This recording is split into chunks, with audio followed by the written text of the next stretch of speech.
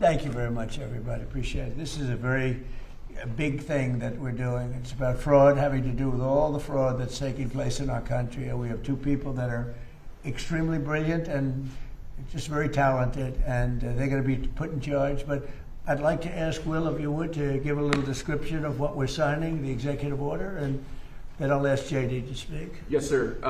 As you stated in your State of the Union address, in light of widespread revelations of fraud in federally funded programs in states like Minnesota and California, this executive order in front of you will establish a new task force aimed at rooting out that fraud, returning potentially billions or tens of billions or even hundreds of billions of dollars to the American taxpayer. This task force will be chaired by the Vice President. The Vice Chairman will be the head of the FTC, Andrew Ferguson, who's with us here as well today.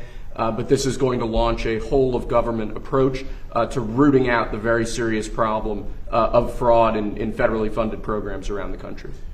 As an example, you've been seeing it, and seeing it pretty big in Minnesota, $19 billion. But that's only for one little aspect of the fraud. It's $19 billion, and California, as they say, is 10 times worse, and other states are 10. And this is not a Republican-Democrat thing. This is wherever it's taking place. It seems that it's usually in blue states. If it's in a red state, we're going there too. But it seems that it's heavily, heavily, heavily Democrat. And what they've done is so sad. When you look at the Minnesota scam, a lot of it has to do with Somalia. Nobody's calling out anybody, but a lot of it has to do, but it's Somalia and plenty of others.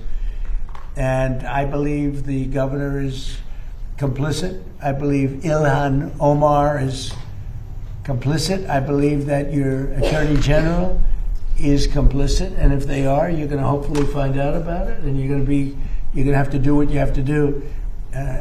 If we found half of the fraud that's taking place in this country, and I think you have a chance of doing that, we would have much more than a balanced budget. That's the kind of numbers you're talking about. The theft is incredible. And I think JD will make, and Andrew will make a charge later on that local states should handle nursing homes and all of these things that the federal government shouldn't be involved in. It's too big. The federal government should handle military and a couple of other things. But when it comes to nursing homes, you saw where a young gentleman was going around and knocking on doors, and none of the nursing homes existed, none of the nurseries existed. The money that's being paid out, and the federal government pays for it. When you see all these people coming in illegally into our country, many criminals, many drug dealers, murderers, 11,888 murders, and you look at California, and more come in, and yet they never had money, and yet they pay them. You know why they pay them? Because the federal government is charged with paying. We're not paying them anymore, and I said that. So these two really smart guys are going to be, hopefully it's going to be JD's. This will not be like a Kamala, where she was put in charge of the border, and she never went there, JD, right? You promise? I promise, sir. Remember, Kamala was put in charge. She was the border czar. She never went to the border. She never called any of the great Border Patrol. The Border Patrol testified. We never spoke to her in 4 years. That was a disaster, but this is different. This is a different group of people. I think maybe before JD, I'll ask Stephen Miller to say a few words too, please. Thank you, Mr. President. Well, under President Trump's leadership, as we've seen, the illegal flow across the southern border was stopped completely. But what we found since President Trump came into office is that the Democrats have set up a system to funnel hundreds of billions and ultimately trillions of dollars to migrants that are in our country, oftentimes from places like Somalia. So as an example, ICE recently asked a group of illegal immigrants that were in detention whether or not they were receiving Medicaid. Half of them raised their hands and volunteered that they were on Medicaid. Just volunteered that. These aren't the ones who are hiding it, right? They also asked illegal aliens how they paid their medical bills, and they said that if they don't have Medicaid, they go to hospitals, they get free care there, and they bill it to the taxpayers. So they aren't paying for any of their own health care in this country. This is one example. And we've seen this over and over and over again. So under President Trump's leadership, and then of course with JD and the head of the FTC, Andrew Ferguson, we're going to see the first ever effort in American history to reclaim the ultimately trillions of dollars that were stolen from taxpayers. I believe, and I know President Trump believes, that when this theft is exposed, we will see that if all of it were stopped, it would be enough to balance the budget. The extraction of wealth from American taxpayers to people who don't belong here is the primary cause of the national debt, and this is the first ever effort to shut that down. Thank you, Mr. President. First ever. And everyone knows they've been cheating for years. It's the first ever. And it's got to be stopped. I mean, it's got to be stopped. Think of it, Somalia is a third world, maybe a fourth world nation. One of the worst, one of the most dangerous. They don't have anything. They don't have councils. They don't have government. They don't have police. They shoot each other all over the place. They come here and they steal $19 billion. That's crazy. And Ilhan Omar, I hope this is part of it, but she married her brother, supposedly. I mean, there's a lot of documentation. That means she's here illegally and she's a congresswoman. And I hope you're going to be looking at that, or somebody is, all right? Because she's one of the ringleaders here. She's bad news, really bad news. She's so bad for our country. Anyway, JD, please say a few words. Yes, sir. Well, thank you, Mr. President. This is a very important whole of government approach to tackle the fraud problem. And let me just tell one story. One of the things that even before this executive order was signed that we were able to stop under the president's leadership is we saw evidence that in Minneapolis there were Somalis, primarily illegal immigrants, who were defrauding a Medicaid program that was meant to go to autistic children. So they were taking children who were supposed to get benefits, and they were claiming that their kids were actually autistic even though they weren't. And what did this mean? This meant two things. Number one, you had a lot of people getting rich off of the fraud while American citizens got poorer. And the second thing that it meant is that you had autistic kids in Minneapolis, in suburban Minneapolis, who weren't getting benefits they needed because Somali fraudsters were literally stealing out of their pocket. It's got to stop. And unfortunately, that kind of fraud is one example of probably hundreds just within the state of Minneapolis, and then it's repeated and replayed all over the United States of America. When we first started talking about this problem, the president made it very clear he wanted us to take the fraud problem seriously because nobody had until he was president. We started to figure out one big hole that existed is that the agencies of the government weren't actually talking to each other. So Treasury would have evidence of financial fraud, but wasn't talking to the Department of Justice about it. Health and Human Services had evidence of Medicaid fraud, but wasn't talking to the Department of Treasury about it. So what this executive order does is force the entire apparatus of the federal government to do two things. Stop the fraud in the American taxpayer and make sure that the benefits that ought by right go to American citizens and not to fraudsters. Andrew Ferguson will be the vice chair and is going to do a great job. If you're curious what's the difference between the vice chair and the vice chair is going to do all the work and I'm going to take all the credit. Andrew. Yeah, look, I mean, millions and millions of Americans pay into these programs every day, and they expect to get something out of it. And this fraud is just siphoning money that millions of Americans pay to fund their hospitals, to fund their daycare centers, into completely fake businesses. It isn't just unfair to all of us as taxpayers who pay for all this. It's particularly unfair to the Americans who need this the most and watch this money leave their hospital, leave their school system, and go out to fraud. And that is why this effort is so important. And I think we've just begun really looking at this, but I think that one of the things we're going to find is that in a lot of these agencies, the previous administration was pretty lax about existing anti-fraud controls, and we're going to expose that too. I would take the word pretty out. I would change it with unbelievably lax. They weren't, not even lax. Lax isn't a good enough word. The previous administration was fraudulent, okay? And I think that's what you're going to find also. And, you know, we worked so hard, like most favored nations drug prices. For years, people have wanted. We paid the highest drug prices anywhere in the world by far, by 5 times, 6 times, 10 times, more than London would be paying in New York, more than any city in Europe was paying than our cities.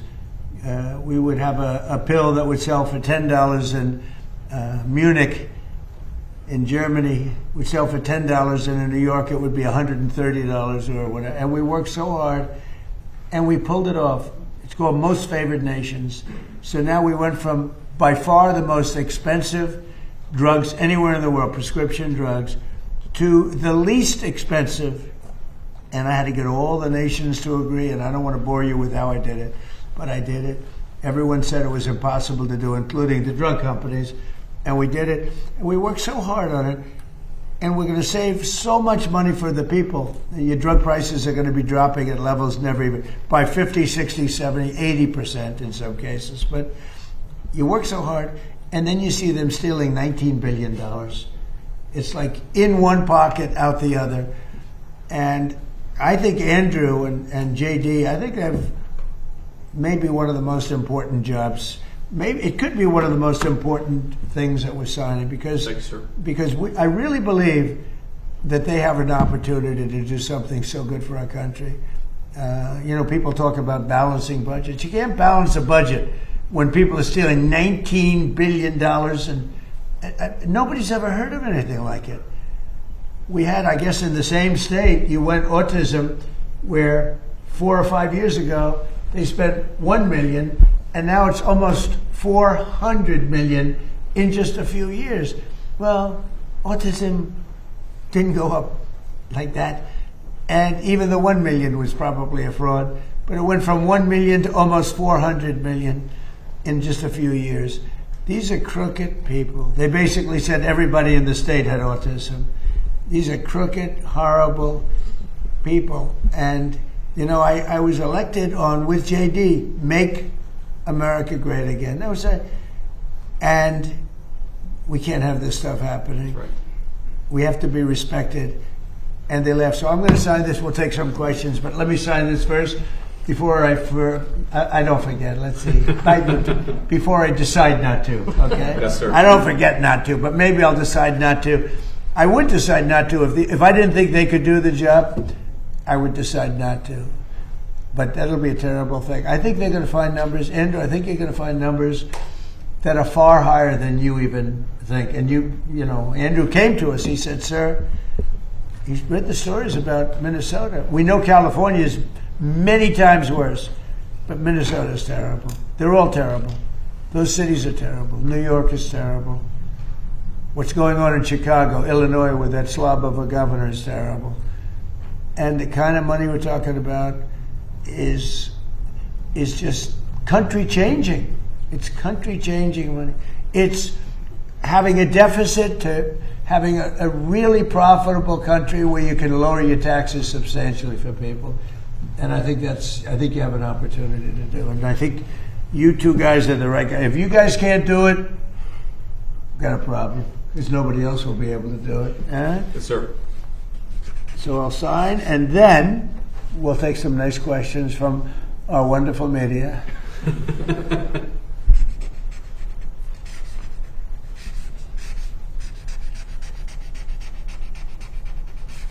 Okay. Go on.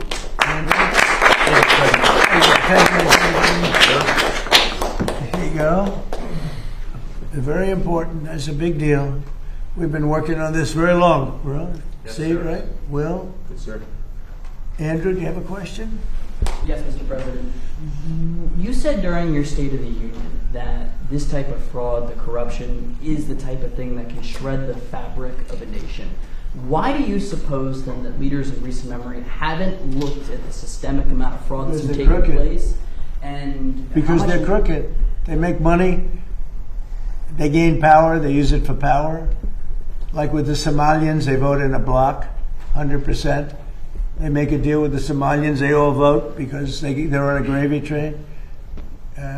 It's money first, power second. A lot of people say power first. No, it's money first, power second. Do you ever see where like Mercedes? People come over from Somalia. They have no money, and now they're buying Mercedes-Benz cars. Okay, it's more cash goes out of the Minnesota airport than any other place in the world or something. We're going to find it. And Minnesota is really bad. The governor's corrupt. The attorney general is totally corrupt. Just like the New York State Attorney General, Letitia James. She's a highly corrupt person. Bragg, the DA, is a corrupt person. They're all corrupt. These are corrupt people. And we got too many of them in our country. And we have to expose them, and we have to catch them. And if these two guys can't, these are high IQ people. I've always liked high IQ. These are high IQ people. If they don't do it, we're going to go a long way, fellas, to find somebody else that's going to. We have no choice. If honestly, and they may not do a good job. If they don't do a good job, Thank you, sir. no, it's possible. If they don't do a good job, the country's sort of in trouble. Yes, go ahead. Thank you, sir. 2 questions for the And I think they're President. going to do a great job. Go ahead. First, Mr. Vice President, Democrats are already calling you the fraud czar. What's your reaction to that title? And then second, given I like your it. past skepticism of foreign adventurism, are you completely on board with the current war in Iran? So I like fraud czar. It's certainly what we're going to do. And look, we have to do it. As the president said, this is a problem that has festered in this country for far too long, and far too few people have actually wanted to do anything about it. That's what makes this administration different, is that we actually tackle the problems the American people have been confronting. So I'm very happy about it. And look, I think that I know what you're trying to do, Phil. You're trying to drive a wedge between members of the administration, between me and the president. What the president said consistently, going back to 2015, and I agreed with him, is that Iran should not have a nuclear weapon. We have taken this military action under the president's leadership. I think all of us, whether you're a Democrat or Republican, should pray for success and pray for the safety of our troops. That's the approach that I've taken. Make it as successful as possible. So there's no hesitation, given your past statements, with the current operation? What do you mean there's no hesitation with my On past your part, statements? Given your skepticism of foreign adventurism, you were a critic of the global war on terror previously. Well, I think one big difference, Phil, is that we have a smart president, whereas in the past we've had dumb presidents. And I trust President Trump to get the job done, to do a good job for the American people, and to make sure that the mistakes of the past aren't repeated. Absolutely. Thanks, sir. Look, JD's been great, but here's the simple thing, and I have, some people, I don't want wars. I want wars less than almost anybody. Peace through strength. But you know what? I've watched Iran for a long time. I've called them out 20 years ago when I was a civilian that liked watching the world. And they're violent, vicious people, the leadership, violent, vicious people. They killed 32,000 protesters over the last 3 weeks. They put out a memo 2 days ago saying, if you protest, we will shoot you and kill you in the streets. And somebody said, oh, there's not that many protests. Well, first of all, there are bombs going off all over the place. But even if there weren't, who's going to do that? Who's going to do it? They don't have any guns, and the other ones have latest in line machine gun, right? And every form of gun you can have. They shoot them right through the middle of the head. They're violent people. If they had a nuclear weapon, they would use it. And sometimes I'll have some of the people that, feel very strongly, like I do about wars. And I say, do you think Iran is violent, and do you think their people are violent? Yes, leadership. Do you think they should have a nuclear weapon, which is massive power? I don't even want to discuss how powerful, because it's depressing. And they said, no, they shouldn't have. Definitely they shouldn't have. They said, and you don't want to fight war? No, we don't want to fight war. So these are naive people that frankly are stupid. If you believe that Iran should have a nuclear weapon, there's something wrong with you, because they would use it the only question is within 1 hour if they get it, or 1 day. They will use it, and they will blow up the entire Middle East, not just Israel. They'll start with Israel, but they will blow up. And you got to see that when they unexpectedly started sending missiles to every country within 1,000 miles of them. I mean, they're blowing up countries that were neighbors, not necessarily some friends. They actually were blowing up some friends. They were blowing up the people that handle their accounts. They're sending thousands of missiles into countries that didn't expect to be in the war because they wanted to take over the Middle East. And if I didn't terminate Barack Hussein Obama's horrible Iran nuclear deal, which I did in my first term, one of the dumbest deals, perhaps the dumbest deal because of the danger involved, you would have had them have a nuclear weapon 3 years ago, maybe 4 years ago. They would have used it, blown up the Middle East, and they would have then come after us. And if these gorgeous B-2 bombers, give me that bomber, Andrews. Let me just hug that little sucker. Give me that bomber over there. Thank you. You knew immediately which one. This looks small, but in person it's very big. Because it's the only plane capable of carrying a 200,000-pound bomb. So I don't know how they do it, because it's very sleek and nice, but it carries a lot of weapons and there's a lot of bombs. But had I not sent this incredible machine times numerous others to hit Iran at midnight with no moon, dead dark, every single bomb was dropped right down the chute that it was supposed to hit. How they do it, who knows? Nobody else can figure. No other country can do it. No other country has our military or even close. And I think we've probably proven that with Venezuela and now with because we have done a number on Iran. But if I didn't do that, if I didn't decimate, I call it their nuclear dust, they would have had a nuclear weapon within 1 month after that bombing took place. And they would have used it on first Israel and then the Middle East. And you know that because all of those missiles that were launched against their neighbors were set long ago, long before they knew they would be using them this quickly. Had we not done this, you would have had a nuclear war that would have evolved into World War III. And more important, this is a war that there would have been nothing left. So we've done a great thing. The people that say it's okay for a very sick ideology, a very sick country in terms of its leadership, very good people, great people. But the people that say that, I think they're actually, they're either evil or they're stupid. So if you believe that Iran should not have a nuclear weapon, they should not have it, then you have to absolutely love what I've done, because in 2 weeks we have decimated them. They have no Navy, they have no Air Force, they have no anti-aircraft weapons, they have no leadership. The leadership is gone.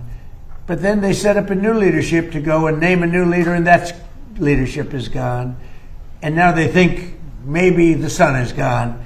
They're all gone. My biggest problem is I have no idea who we're talking to, because nobody ever heard of any of these people. They're all dead.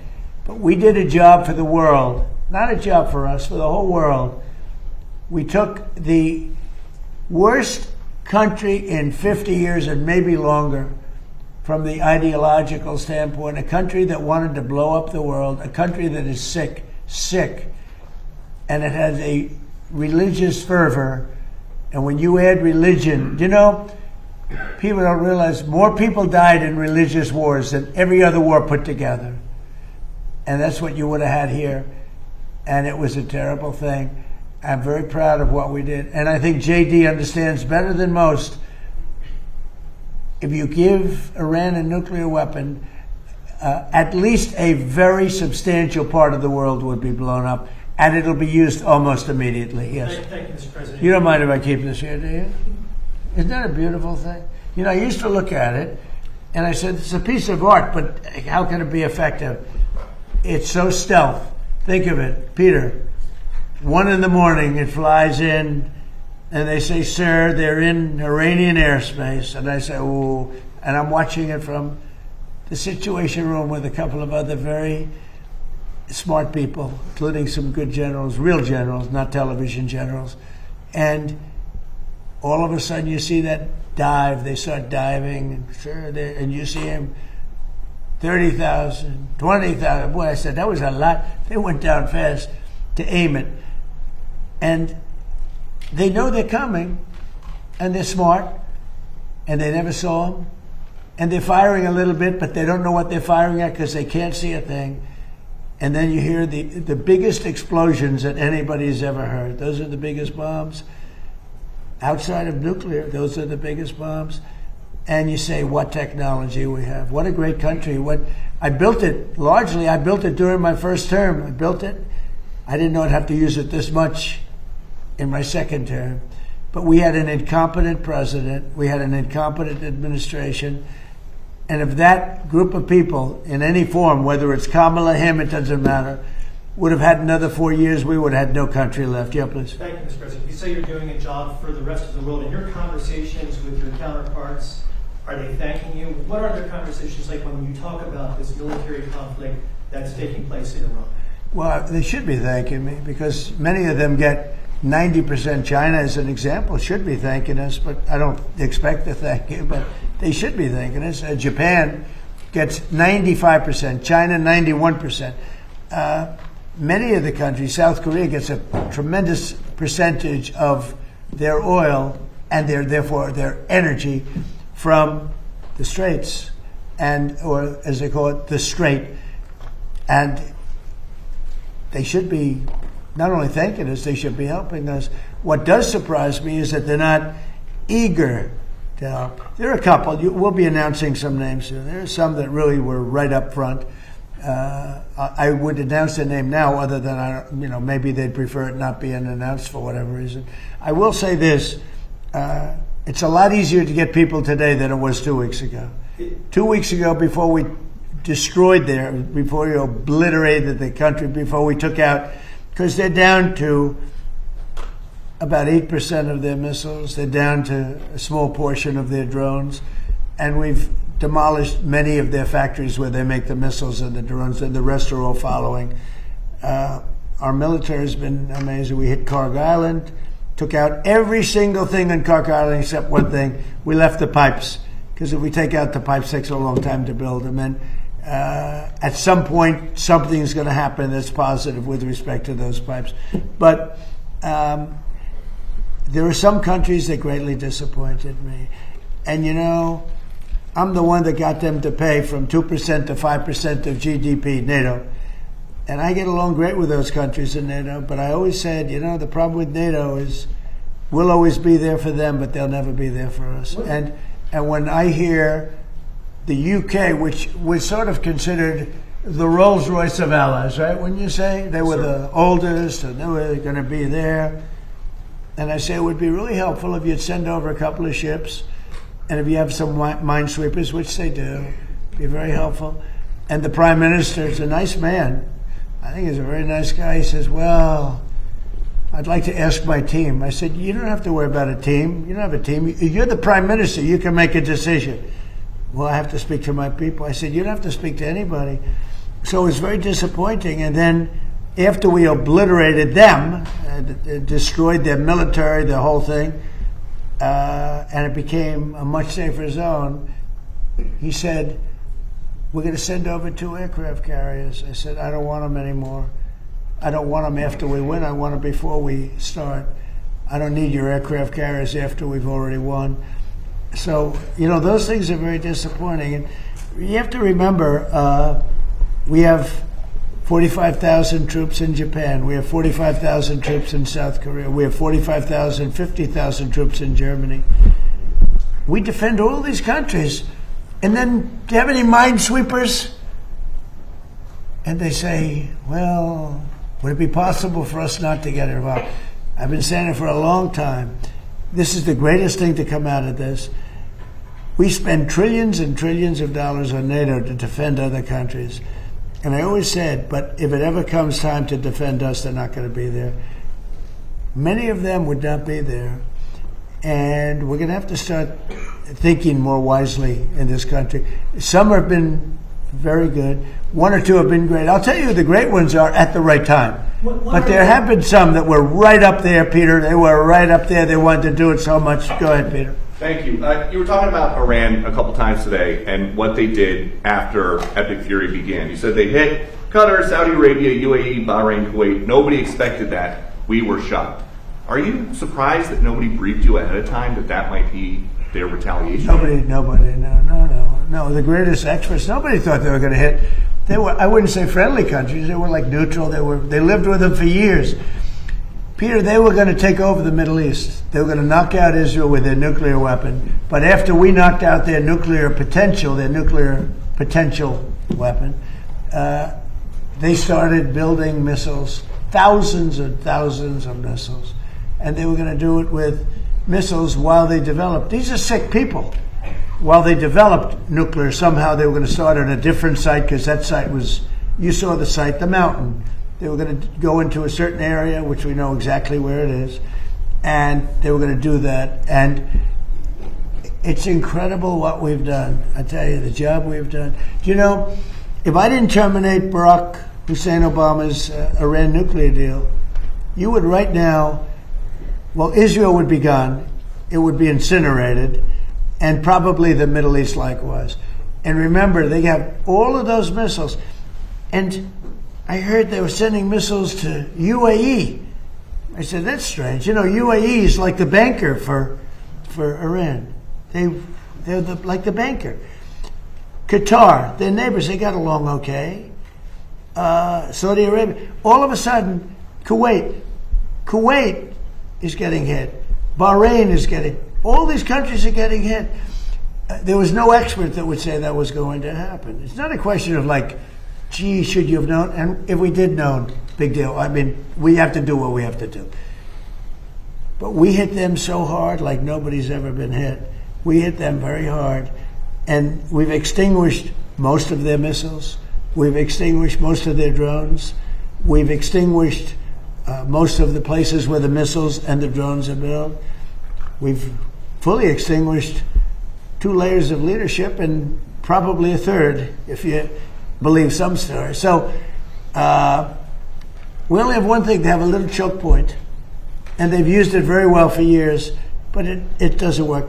But I think this, if some of these countries that we've been good to for years, and maybe more important than that, some of these countries that get 90% and 95% of their energy from Hormuz, the Strait. Hormuz, a famous, wonderful, beautiful place, but you wouldn't want to be necessarily sailing a boat there right now. I would not. Okay, you know why? Not because of them, because of us. Because we've taken out their entire Navy. We've taken out every one of their drone, they call it a drone layer, a mine layer. There's specific boats that are meant to put mines on. How would you like to have a nation that has 22 boats where their sole function, they're very different looking boats. You wouldn't want one for your family. They're not pretty. Their sole function is to lift a mine into the water and drop it a certain number of feet down. But they had 22 of them. We've taken out all of them. But you can probably drop them off other boats. So we don't even know. By the way, we don't know that any mines have even been dropped. But the thought that they would scares people that have billion-dollar ships. Yeah, please. Thank you, President Trump. I'd like to ask the Vice President about his plans to go after possible fraud in California and New York. We know, of course, about Minnesota. And President Trump, first, could I ask you, you said earlier today that the new Supreme Leader, Khomeini, you don't know if he's dead or alive. There are a couple interesting reports about him today. There's one report that he just narrowly escaped death in the first airstrikes by stepping out into his garden. There's another report that he may actually be gay despite leading a theocracy that hangs gay people. How do you determine what's true, and do you have an assessment of this? Well, so far nobody knows. If you look at his father, he used to give talks a lot, talking about death to America. He'd say death to America all the time. When they say death to America, you should believe them, because that's what they would have. If they had a nuclear weapon, they would have used it. But they never had the chance. I never gave them the chance to use it. And other presidents should have done. I spoke to one of the former presidents who I actually like. I actually speak to some. I do like some people. It'd be shocking.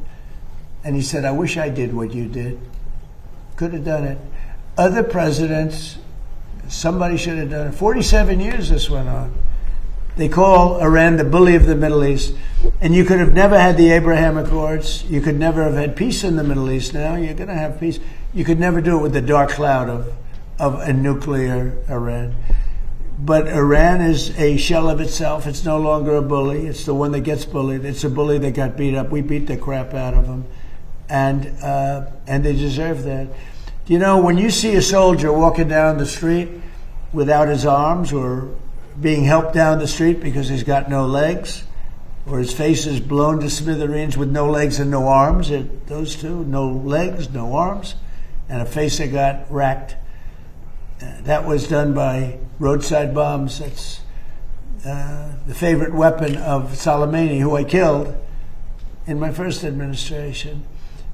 General Soleimani. Had I not killed him, that was the beginning of their downfall, because had he not gone, it's possible that we would not be this far advanced in destroying Iran, because he was a really good general. He was a vicious, horrible man, but he was a brilliant general.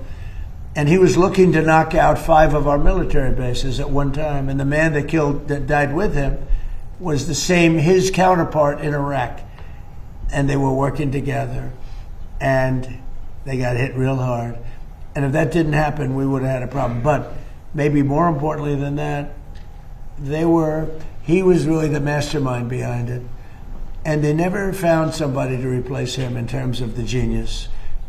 I knocked him out, and that was a big step, knocking him out. But if we didn't get rid of the Obama deal, I terminated it against the wishes of my then Secretary of State. He was no Marco. Against the wishes of a lot of people at the time. You remember that, Peter? A lot of people. Had I not terminated, remember that, Stephen? You remember? They were all going, no, dude, this is not... That deal was a disaster. That was a road to a nuclear weapon. They would have had it 3 years ago, and it would have been used, I would say, 2 to 3 years ago, and it would have been used in the Middle East. And by the way, after they were finished that, they were coming over here.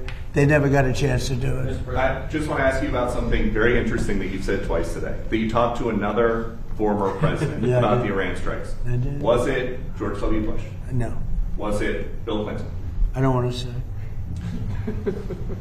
I don't want to say. Because Barack Obama? a member of a party, they have Trump derangement syndrome all, but it's somebody that happens to like me, and I like that person who's a smart person. But that person said, I wish I did it. Okay? But I don't want to get into who. Okay. I don't want to get him into trouble. Maybe, hey, I would guess. you know what? I think you probably know. You know, it's interesting. And maybe he'd be proud. And I could even ask him that. Would you like me to reveal your name to Peter at Fox? Well, at least you have high ratings. Your ratings are through the roof, Peter. Yeah, thank you for noticing. Congratulations. Can I ask you another question about Yeah. the war? If Iran, as you say, totally obliterated, got the missiles, got the first 2 rounds of leadership, Air Force gone, Navy gone, can we wrap this war up this week? Yeah, sure. Good. Will we? I don't think so, but it'll be soon. Won't be long. And we're going to have a much safer world when it's wrapped up. It'll be wrapped up soon. We're going to have a much safer world. I had an obligation to do this. I didn't want to, I call it an excursion. I didn't want to make this journey. We had the highest stock market in history. We had low gas prices. Everything was good. And I know exactly, I know what, you're going to do it, and people are going to raise the price of oil, and that's good. But I know that.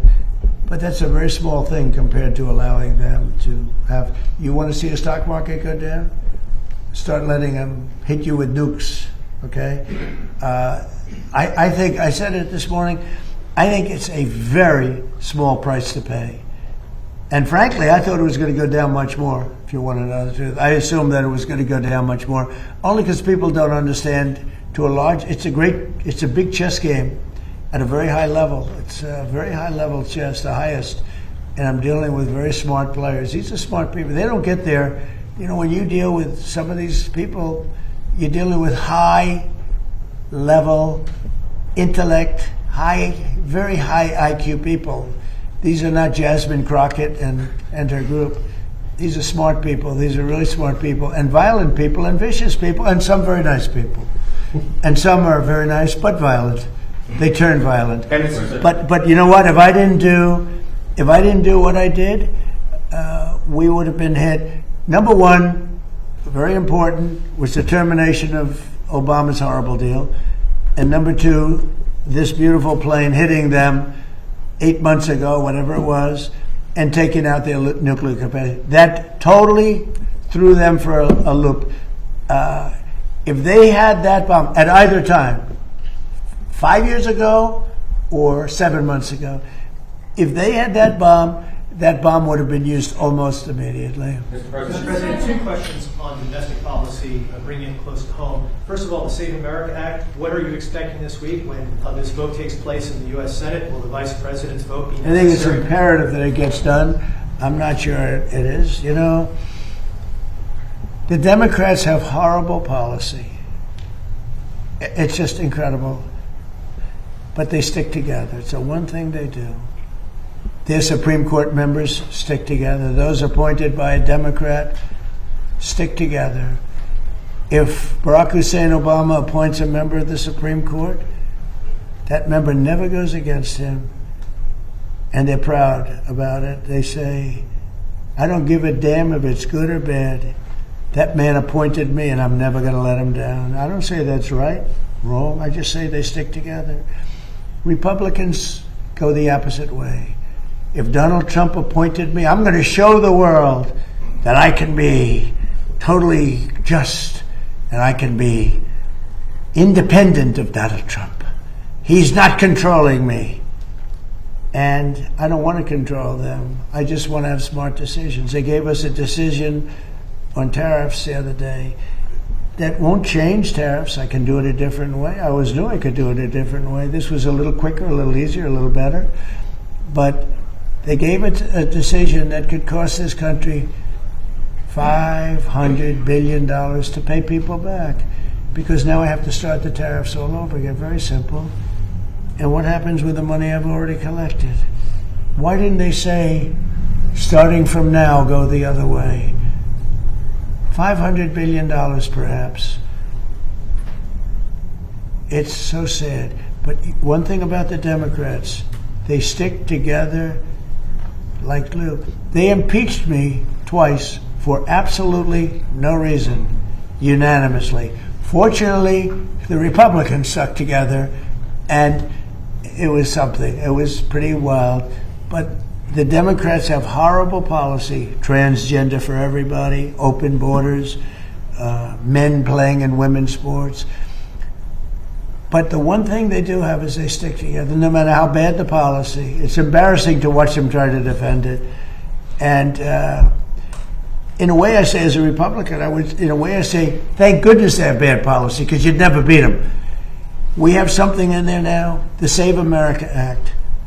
Voter ID with a picture, right? That's a 99% issue. Even among Democrats. You know, Democrats poll at 89% on that. And then they have proof of citizenship. And then they have no mail-in ballots. No mail-in ballots. We have no mail-in. You go to California, they send out like 38 million ballots. Some Democrats get 7, 8 ballots. Republicans are a lot of times calling in, where's my ballot? Where's my ballot? They're lucky to get one. Jimmy Carter, probably the greatest thing he ever did. I thought he was a nice man, not a great president, to put it mildly. How did his attack work out in Iran? Not too good. I think ours is slightly better, wouldn't you say? But Jimmy Carter, the one thing he did after he left with Scoop Jackson and some others, they formed a very elite council, a committee that came out and said very strongly, no mail-in ballots, because if you have, we're the only country in the world that has mail-in ballots like we do. The only country in the whole world. People have tried it. France tried it, and they went away. They're now doing paper ballots, watermark paper, which is very hard to cheat. So when you look at what happens with this country, we really have to fix it. That'll be very popular. The other thing we put in there, just as best of, I call it the best of Trump. We have the 3 things I just said, right? But then I added on no men playing in women's sports, and I added in no transgender surgery, the mutilation of our children. We have no mutilation of our children, no transgender. I think they say that's an 80% issue. I think they're 99% issues, but whether they're 80% or 99%. The problem is we have a couple of Republicans. They shouldn't be allowed. They're horrible people. And they're willing to vote against anything. And we have all the Democrats who vote against it. So I think it hurts the Democrats to vote against it, because I'm going to instruct all the Republicans to say that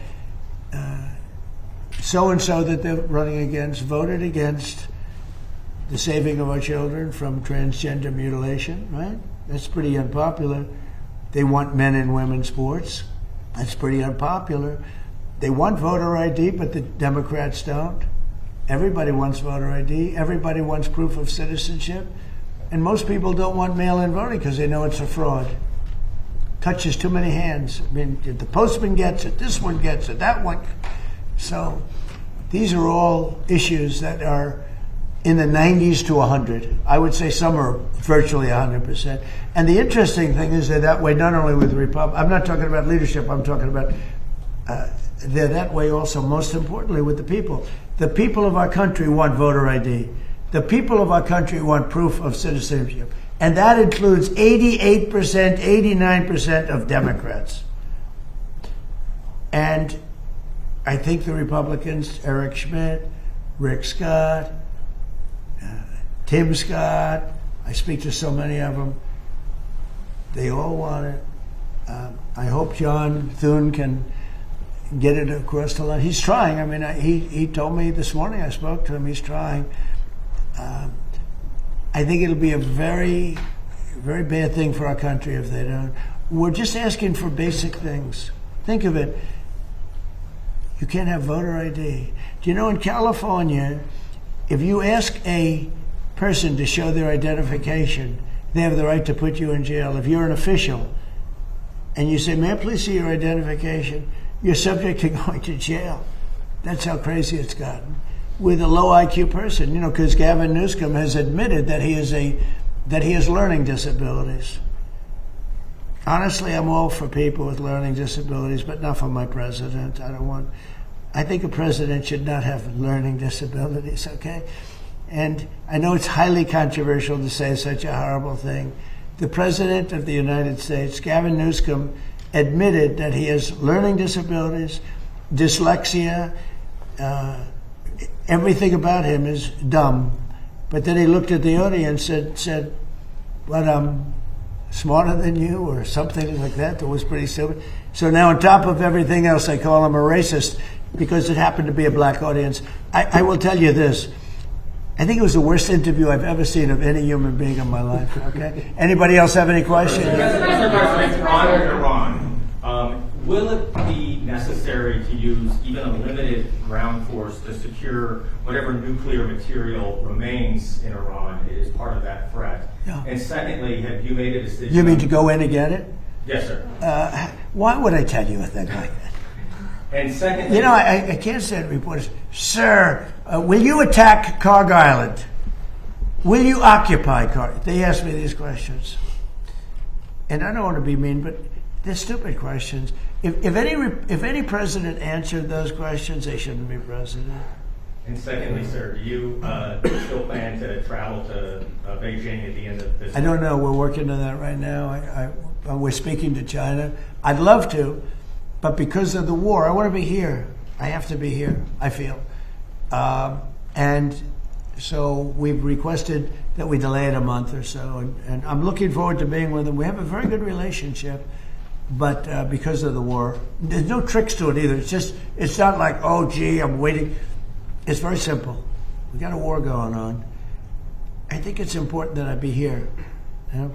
So it could be that we delay it a little bit. Not much. Peter? When you say Cuba is next, Cuba. is Cuba, whatever you do with the military there, it seems like something, will that look more like Iran or Venezuela? Can't tell you that. I can tell you that they're talking to us. It's a failed nation. They have no money. They have no oil. They have no nothing. They have nice land. They have nice landscape. You know, it's a beautiful island. I think they have great people. You know, I know so many people from Cuba that were treated terribly, and they're over here and they became rich. They're very entrepreneurial people, very smart. I know a lot from Florida, especially. There's so many people. A friend of mine started over with nothing. He's now the largest owner of gas stations in the country and stuff. I mean, Cuban. I also know I was just with a fantastic person who's Cuban and made a fortune in sugar. You know, Fanjul family, right? And this family wants to go back to Cuba to visit it. They haven't been back in like 50 years or something. They largely come from Cuba. And we'll see what happens. They were asking me about that. They want to go back. Not only Fanjul, a lot of Cubans have said, oh boy, would they love to go back. I think Cuba, I don't know, it's in its own way, for tourism and everything else, it's a beautiful island. Great weather. They're not in a hurricane zone, which is nice for a change. They won't be asking us for money for hurricanes every week. But I think Cuba's the end. All my life I've been hearing about the United States and Cuba. When will the United States do it? I do believe I'll be having the honor of taking Cuba. That'd be good. That's a big honor. Taking Cuba. Taking Cuba in some form, yeah. Taking Cuba. I mean, whether I free it, take it, I think I could do anything I want with it. You want to know the truth? They're a very weakened nation right now. They were for a long time. Very violent leaders. Castro was a very violent leader. His brother's a very violent leader. Extremely violent. That's how they governed. They governed with violence. But a lot of people would like to go back.